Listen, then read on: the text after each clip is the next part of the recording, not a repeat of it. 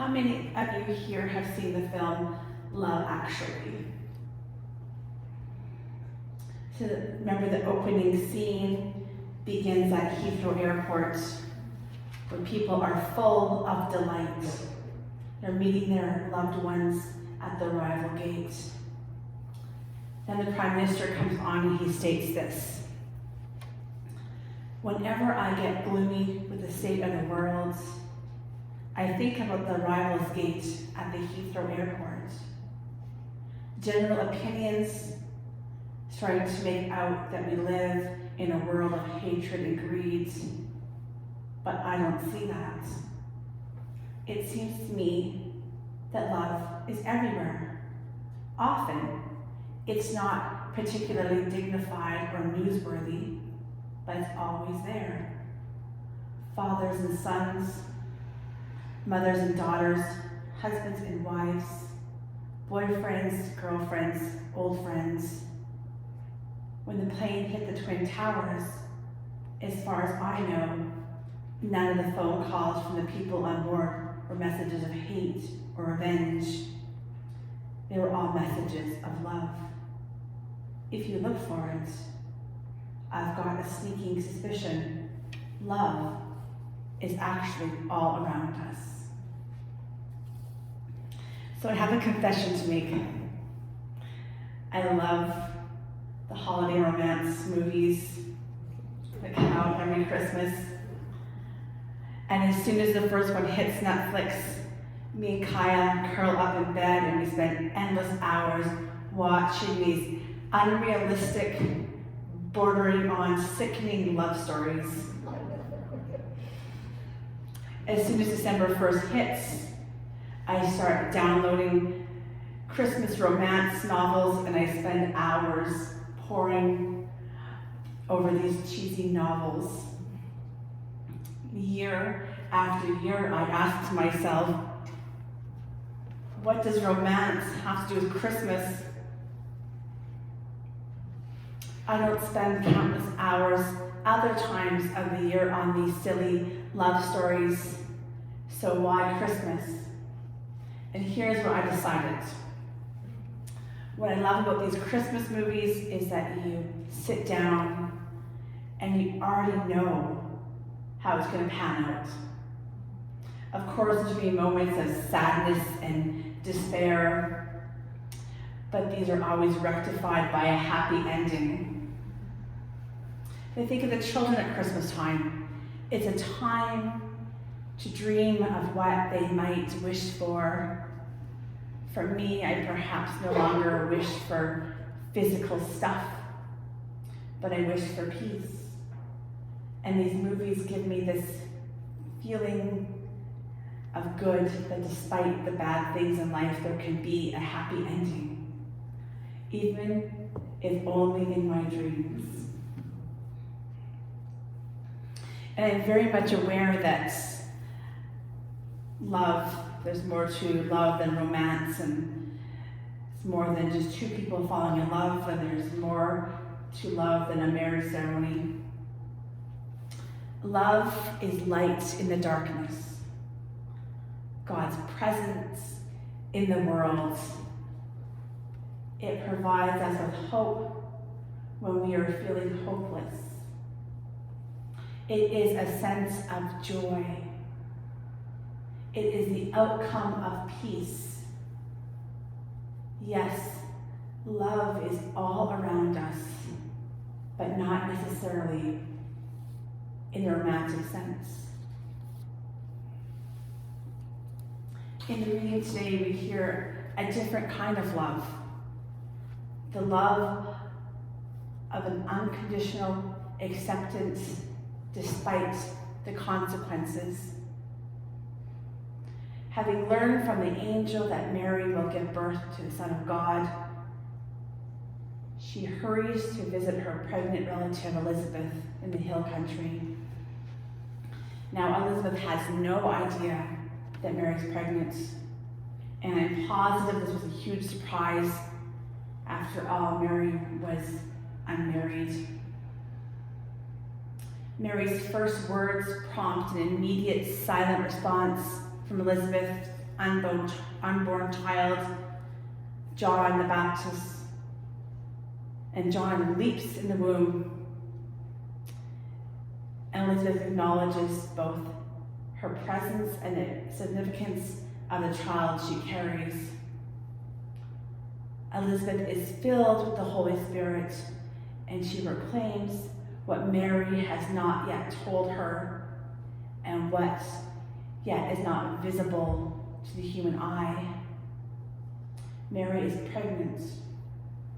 Furthermore, the Spirit, she knows who Mary's child will be, for she calls Mary the mother of my Lord. Elizabeth not only accepts Mary's pregnancy without judgment, but she blesses Mary and the fruit of Mary's womb. Yes, Elizabeth could have just quickly pushed Mary out the door and slammed the door behind her. After all, an unwed mother in those days was a disgrace. But instead, she opened her arms and her home to a relative whom her neighbors would have expected her to reject. Instead of shaming Mary, she welcomes her, she blesses her, and she celebrates with her, treating her as more righteous than herself. Thus, the pregnancy that might have brought Mary shame brings joy and honor instead. When Elizabeth welcomed Mary, she practiced the same kind of inclusive love that Jesus will come to show prostitutes and sinners. She sees beyond the shamefulness of Mary's situation to the reality of God's love at work, even among those whom society rejects and shuts out. And I don't think our society is much better than that of Mary's. We still struggle with inclusion. We still shut out those who look or act differently than us. We still judge people whose marriages fall apart, people who drop out of school, who get fired, and perhaps we're a little too curious when a working person tells us they can't pay their bills. We still roll our car windows up and lock the doors when we see an addict or a homeless person. And yes, we still judge unwed mothers. We all have trouble with inclusion. And I can stand up here and tell you endless stories, movies I've watched about inclusion, the books I've read that are inclusive, or videos on YouTube I've watched about inclusion. We've all seen them. We've all heard of a child unconditionally accepting another child with a disability. We've heard love stories between an able-bodied person and somebody with a disability. And we've heard stories of rich people befriending homeless people. And I could stand up here and say, heed the words of Jesus, love your neighbor as yourself, even if they look or act different than you. I could stand here and say, and tell you not to judge a book by its cover, but then I'd just be practicing something I can't preach. I'd have to call myself a hypocrite.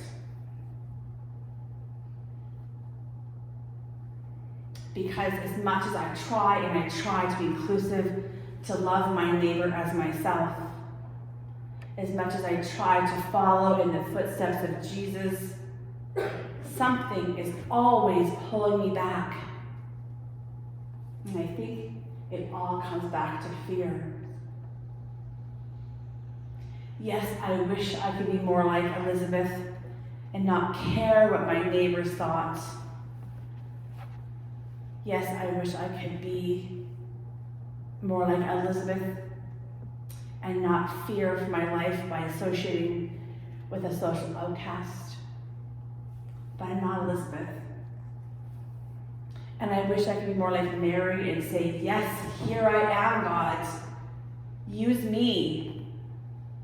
Even if that means I might get stoned to death. But my fear, time and time again, gets in the way of me trusting in God. I fear what others might think. I fear that I might get sick or hurt. I fear that I might not be able to communicate with someone whose first language is not English. I fear that I might say or do the wrong thing. And I have a huge fear that I might feel uncomfortable. And these fears demand me to stay back. Don't get involved. And don't include people. Yes, we live in a fearful world, and I don't think COVID's helped at all. But what if I took a step back and I stopped letting my fear rule my life? After all, I have done this in the past. I have spoken up when someone was being racially profiled. I have befriended homeless people, and I have put myself in uncomfortable situations and survived. I have hugged dying people, homeless people. I've even communicated in the past with people who have spoken very little English, and I'm still here. I didn't get sick, and I was not outcast by society. So what did I do differently in these situations versus the situations where I just stood back and watched people get hurt? First of all, I stopped worrying about what other people might think. I stopped worrying about myself, and I put others first. I started to trust in God.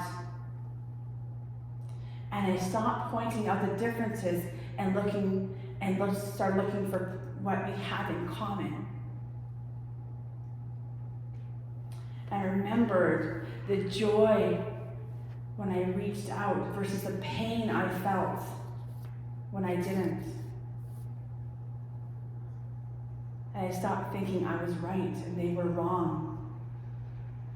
I started looking at the bigger picture instead of my little window of fear. And I think this is exactly what Elizabeth did. She put her fear aside and took a leap of faith. She put her trust in God instead of man. And I think this is exactly what Mary did. She put her fear aside and she stopped caring what other people thought and put the good of the world first. Both Mary and Elizabeth opened themselves up to God's inclusive love, a love they didn't want to hide, but a love they want to share with the world.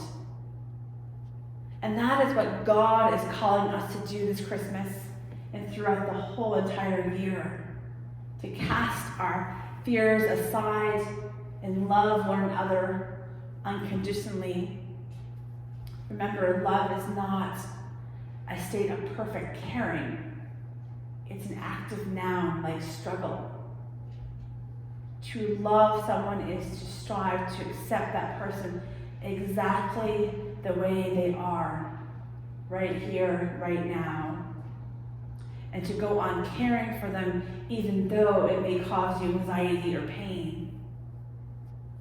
It is through the miracle of Christmas, not the act of Mary giving birth, but the unconditional love that Mary showed Elizabeth. Elizabeth showed Mary, Mary showed God, and Jesus showed us. That needs to be celebrated, not just next Saturday, but each and every day.